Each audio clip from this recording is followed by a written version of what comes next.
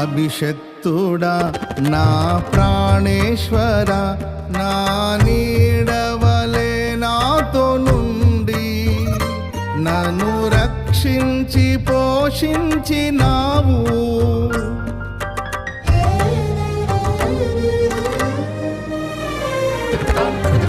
నేనెన్నడు నాకై ఆశించని నీ దీవెనలతో తృప్తి పరచి